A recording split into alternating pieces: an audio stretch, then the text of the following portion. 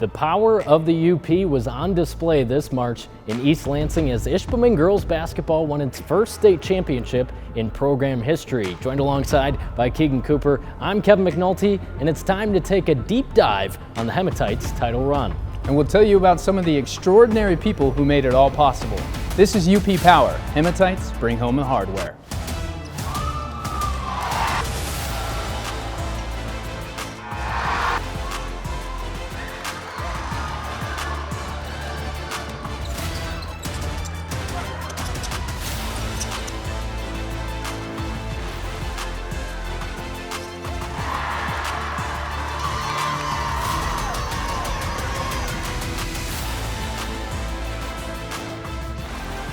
Welcome in, everyone. Kevin McNulty and Keegan Cooper here with you in the land of the Hematites, ready to look back at an unforgettable run for these girls in this community. It was a magical one, wasn't it, Keegan? Yeah, it was, Kevin. 28-1 at the end, from start to finish, utter dominance from the Hematites, and it all starts with district play. And as we look back on the playoff run, it all started in the district semifinal as Ishpeming had earned a bye in the first round. The Hematites took care of Lawns with a 75-44 win, which led them to the district final against the Baraga Vikings, a team that had made it all the way to East Lansing just last year.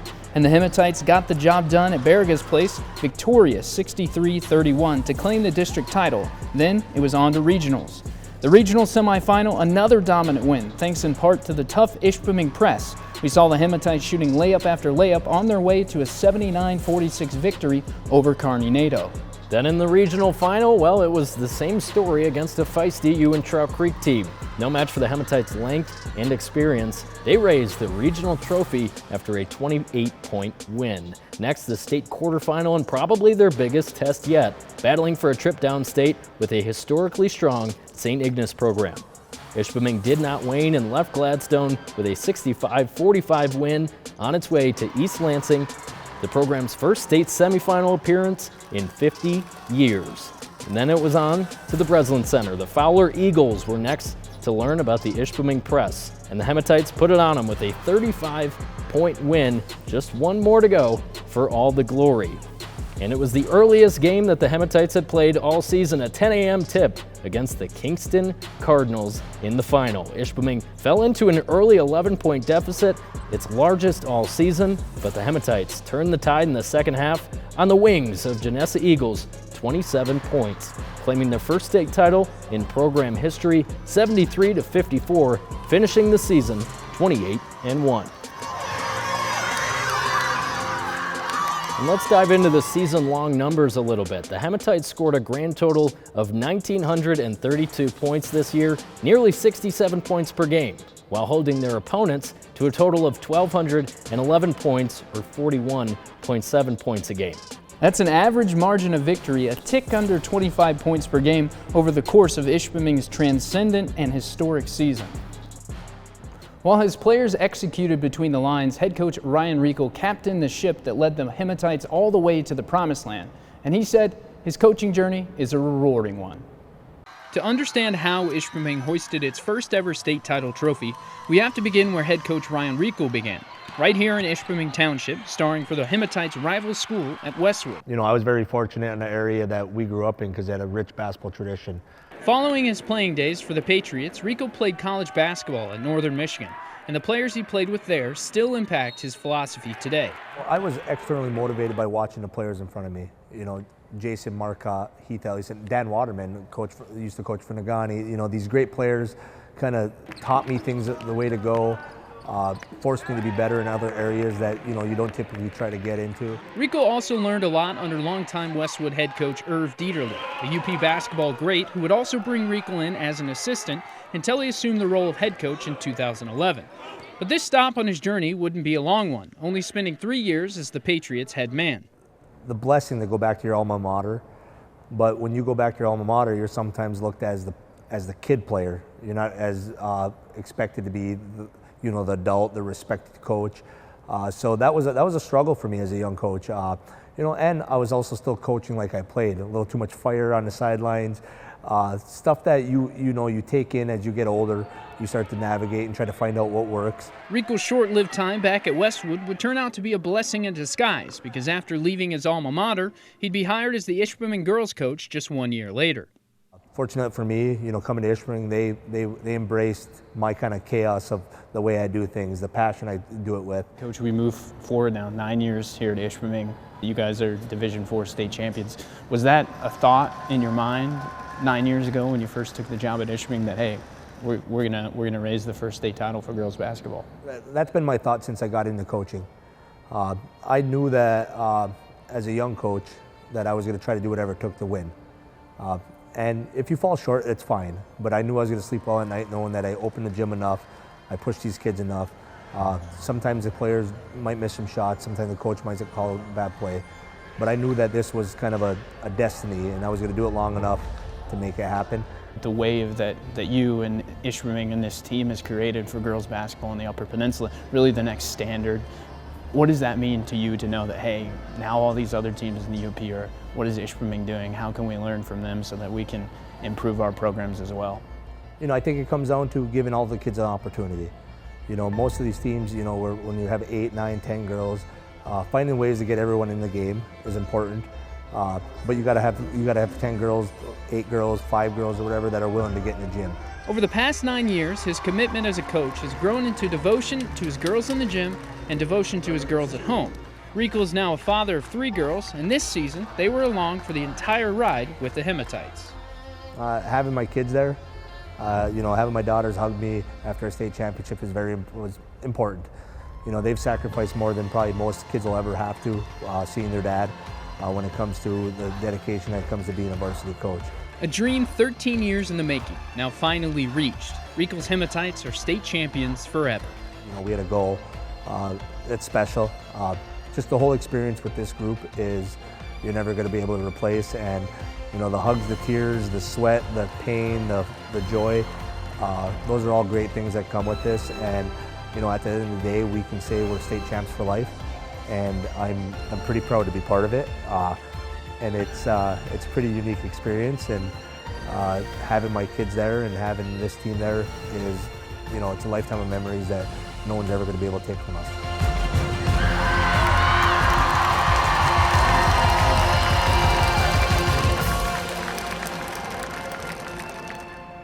All right, well, we just heard about his journey through the coaching ranks, and now we're joined by head coach Ryan Rico of the Ishpeming Hematites, state champions. But obviously, as we just saw, you're not originally a Hematite. What did it take for a Westwood grad to be accepted by the people here in the community in Ishpeming? I think it was more harder for my conversion. When I got hired, I didn't really understand what it meant to be a Hematite, but I was at the 4th of July parade. It just happened, and somebody was actually in the parade, and the first thing they yelled outside the car when they were in the parade, they go, "Welcome to the family." That was a pretty important piece because I didn't really understood. And then once I've been through it and been part of it, it is a family, and that's been a special part of it. And now I always tell everyone who comes to the district, we get kids that move in, and even if they don't play sports or not, I always have extra T-shirts and I always tell them welcome to the family, because that's what this district's always been about. It's bigger than just the brand itself, the sports, the academics. It is a family, and we live with each other for the rest of our lives, and we take care of each other when we're down, and we embrace the joys that they do get when they succeed. And then, Coach, speaking of family, you had some special girls with you along this past season for this championship run, your daughters. What was that like to have them there every step of the way, bonding with the team, and then them get to stand at the Breslin and watch their dad win a state championship? Oh, that's a lifelong core memory that I don't think anyone will ever be able to take from me. Watching the girls was very special, but also watching the relationships they had with the players on the team. That's what makes it most important. My girls got the best role models ever. I mean, my youngest is obsessed with Jenna. I have their names Jenna or my kids' names tattooed on my wrist, and Nora wants me to get number 1. And then my middle child loves Lily Nelson, so I think I got to get number 12 tattooed next to Aria's name, just because those bonds are a lifetime, and you know what they did for my kids is exponential, and you can't measure it. They got the greatest role models, and they're going to probably be great humans because of the role models they had. But they also saw what hard work, grit, determination can do for a kid. And at the end of the day, I'm a blessed man because I got to coach a state championship team, and then I got to help kids, my own humans, potentially become state champs in life, and that's because of this team. All right, Ryan, thanks so much for making the time, and congratulations again. We'll be back with more after the break. This is UP Power Hematites. Bring home the hardware.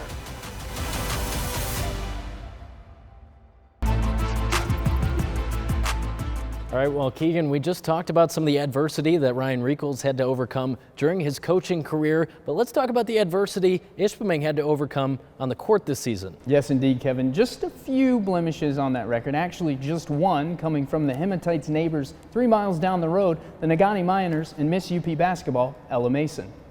It's a UP rivalry through and through, and only playing each other twice a year, both teams brought their best for each contest. January 12th marked the first meeting at Lakeview. The Hematites came home with a 68-59 win over the Miners. Fast forward to February 9th, and it was a different story in Ishpeming. Negaunee made adjustments, Mason got buckets, and the Miners left with a 65-56 win, which turned out to be the Hematites' only loss of the season. Now, there's no doubt these games prepared Ishpeming for the talented teams they would later see in East Lansing. We caught up with Coach Riekels and Ishpeming senior Lily Swanson at the Hematites championship celebration to talk about that. Those 2 games were really tough, but it made us so much better. We needed competition. We needed hard games like that. We honestly needed a loss. I think we needed to lose 1 game. So it was tough to lose, but they deserved it. And they're an amazing team, so they prepared us really well, and I think we both helped each other out a lot. Having that game, we wish we could play them 20 times because it makes both of us better. And I think Negaunee could say the same thing. It helped on their run, endure a little adversity, and playing against such great teams, the nerves are pretty high going in, and I would play that game 20 times. I don't know if my stomach could handle playing it 20 times, but those games are great for handling the nerves, even as a coach and as a fan and as a player. I think everyone involved gets to enjoy it. The Miners, of course, also made it to East Lansing, falling to Detroit Edison in the state semifinal to finish their season 26-2. And stick around, because when we come back, we'll talk about Ishpeming's 2-star sophomores who were so critical in the Hematites state title run. You're watching UP Power Hematites bring home the hardware.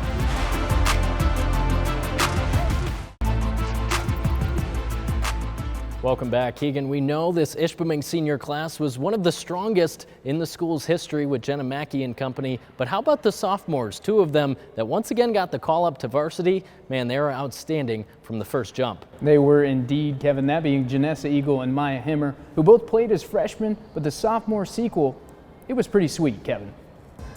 Eagle and Himmer broke out this season in large part because of the work they put in during the offseason. Coach Riekels has called the 2 of them gym rats. And with all the high-level AAU ball they played over the past few years, there isn't a more appropriate way to describe them. And while Eagle worked on her 3-point shot, Hemmer focused on her moves in the paint. They even stayed in basketball shape while shining on the Ishpeming volleyball teams this fall. Eagle and Hemmer certainly reaped the benefits this year, and there's a bright future ahead for those 2. Just look at what they were able to accomplish on the biggest stage of Michigan high school hoops. In her 2 games at the Breslin Center, Eagle posted 20.5 points per game, including her remarkable 27 in the title game. And where Himmer really got it done was on the glass. The forward grabbed an average of 9 rebounds in the state semifinal and final, which included 13 boards in the championship, in addition to her 7 points per game down there in East Lansing.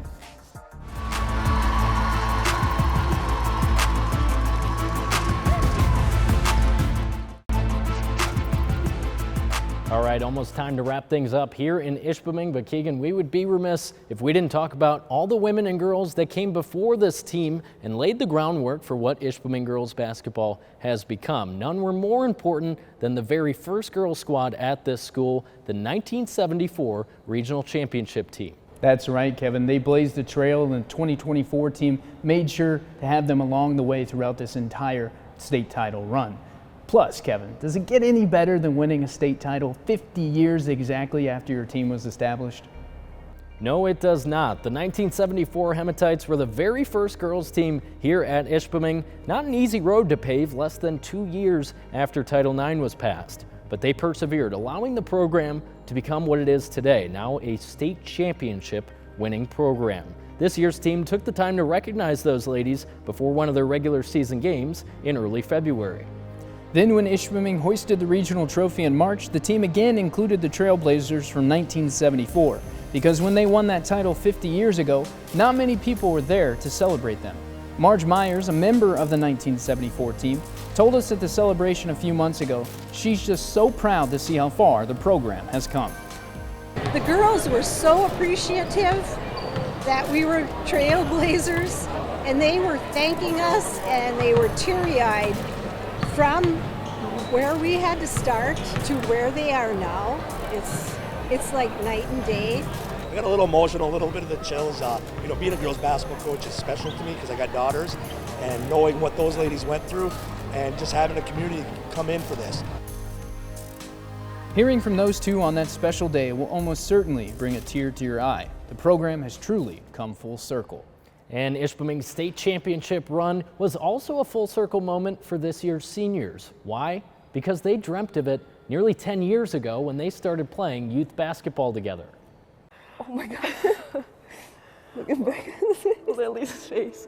They say a picture is worth 1,000 words. Summer ball tournaments. Oh yeah. But these pictures are worth much more to Ishpeming seniors and their families. In your driveway. In our driveway, yep. Oh, that was one of the first years as the blizzard. As the blizzards. We were little 9-year-olds like dreaming of this. So just to be able to like have our year on the banner is really special. Addie Morton's not kidding. These young girls in their early years of playing organized basketball manifested this moment, making it all the more sweet when the day finally arrived. Thinking about it for so long, that was like our main goal, obviously, for all these years. So actually accomplishing it, it was crazy. Coaching the girls back in the day was Addie's dad, Dave, and Jenna Mackey's dad, Greg. Reluctant at first, it quickly became one of the best decisions of their lives. He gave me a call and said, one of the dads that were coaching them the year before is moving away. What do you think?